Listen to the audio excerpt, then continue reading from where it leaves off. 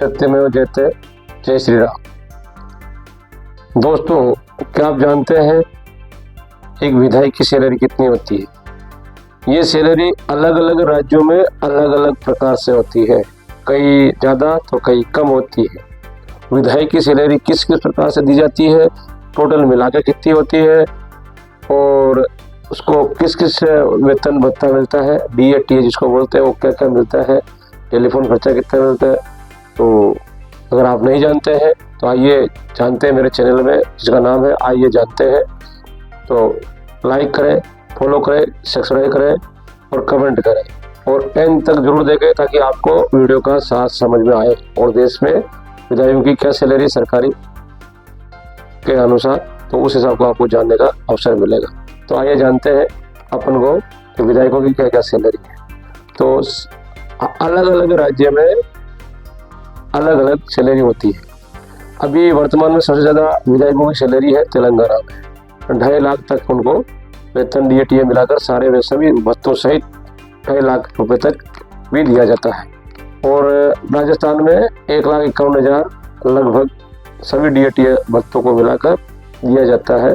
लेकिन अब आज बात करेंगे हम बिहार की कि बिहार में कितनी सैलरी मिलती है। अभी चुनाव हुए हैं और उनमें क्या इजाफा हुआ है और इनकी पेंशन कितनी मिलती है, विधायकों की पेंशन क्या होती है, वो कैसे मिलती है और कितनी मिलती है, तो ये जानते हैं इसको पेंशन कैसे मिलती है विधायक। तो सबसे पहले पर बात करेंगे विधायक के वेतन के बारे में। तो वेतन वर्तमान में MLA MLC की सैलरी के अनुसार वर्तमान में 50,000 प्रतिमाह, जो बिहार की बात कर रहे हैं वहाँ पे है 50,000 प्रतिमाह वेतन है और 55,000 प्रतिमाह इनका कॉन्स्टिट्यूशन इंटू अलाउंस है। 15,000 स्टेशनरी खर्च है, कितना 15,000 इनका किताबों का कॉपियों का इनका लेखा जोखा का खर्च है, पेन कापी का। और कार के लिए एडवांस 5% मात्र 5% 0.5% ब्याज से के दर पर 25 लाख रुपए तक इनको मिलता है। और डेली भत्ता जो विधायकी कार्य होता है क्षेत्र में जाने का 3,000 रुपये रोज मिलता है, 90,000 ये मिल जाता है इनको। और यात्रा भत्ता 25 रुपये प्रति किलोमीटर गाड़ी का भाड़ा सरकार इनको देती है। और टेलीफोन इंटरनेट 8,300 रुपये सरकार इनको देती है। और इनके अलावा ये जो काम करते हैं MLC और MLA, जिसमें इनको ट्रेन विमान का भाड़ा साल भर का 4 लाख रुपए प्रति मतलब साल मिलता है।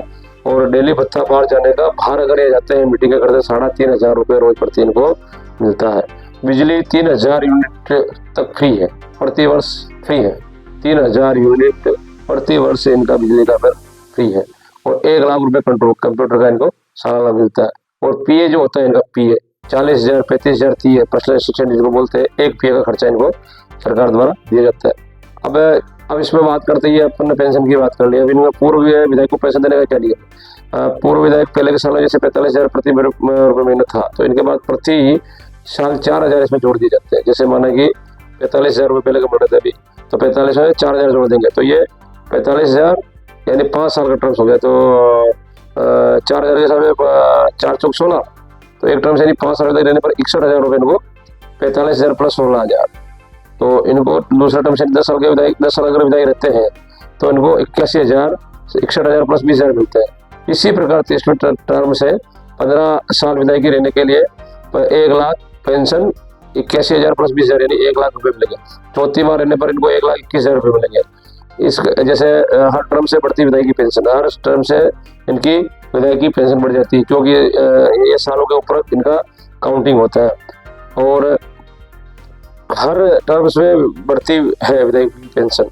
तो जैसे पहले के साल के लिए 45,000 है, तो 61,000 प्लस 45,000, तो 45,000 प्लस 16,000 61,000 हो गए।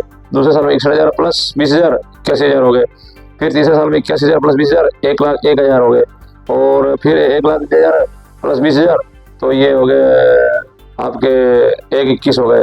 और 1,21 प्लस 20 ये 5 साल का इनका रिकॉर्ड हो गया। तो इनकी पेंशन बढ़ती जाती है और इनको खर्चा मिलता जाता है, अगर विधायक है या नहीं। अगर 5 बार का विधायक है तो उस हिसाब से उनको पेंशन मिलेगी, हर साल का उनको जोड़ कर आएगा।